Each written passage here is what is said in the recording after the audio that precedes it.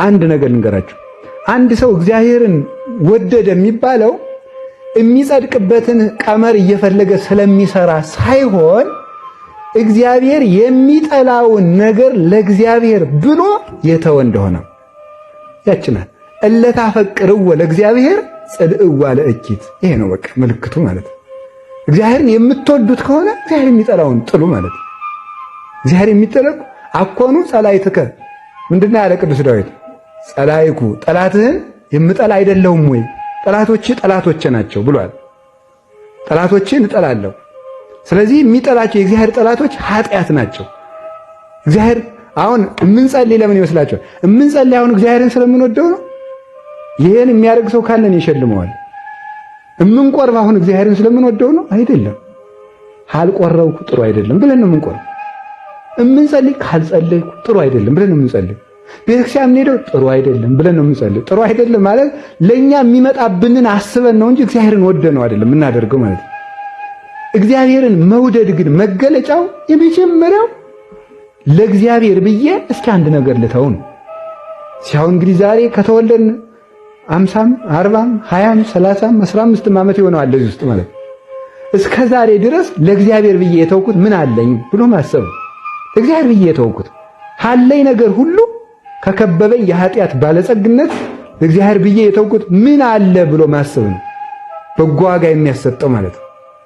አብርሃም ለእግዚአብሔር ብሎ ዘመዶች ሁሉ ነው የተወው። ስጋውን ሁሉ ትቷል። ነውርን ሁሉ ትቷል። ለእግዚአብሔር አለው ለእግዚአብሔር ማፈርን ሁሉ ነው የተውት። ተገዘርልኝ ሲለው አብርሃምን ማፈርን ትቶ ለእግዚአብሔር እርቃኑን አጋልጦ መስጠትን። ቅዱሳን ለእግዚአብሔር እንኳን ኃጢአትን ክብርን ይተዋሉ ማለት ነው።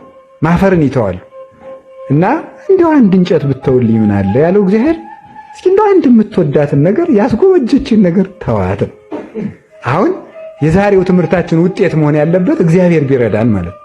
እኔም እናንተም አንዲት የምንወዳትን ዕፀ በለስ ከዛሬ ጀምሮ ለመተው ቃል ብንገባ ነው። ግቡ አላልኩ፣ ግቡ ነው ያልኩት እንጂ ማለት እያስማልኳችሁ አይደለም ነው።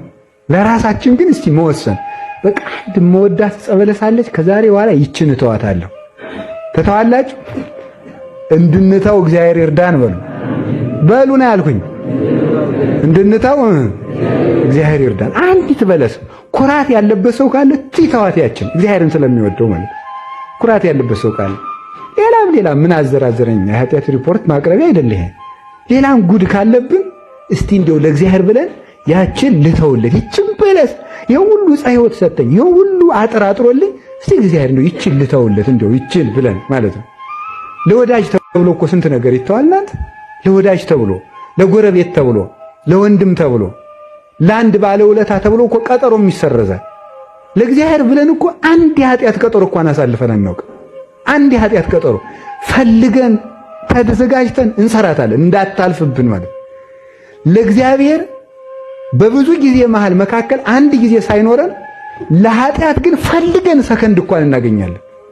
ያንን ጊዜ ማለፍ መቻል እግዚአብሔርን መውደድ በገነት መኖር ይሻላል። በገነት መኖር የገነት እጽዋትን ሁሉ እየበላን ዕፀ በለስ እንድንታገስ እግዚአብሔር ይርዳን። ፍቅረ እግዚአብሔር በልቡናችን ይጽናልን።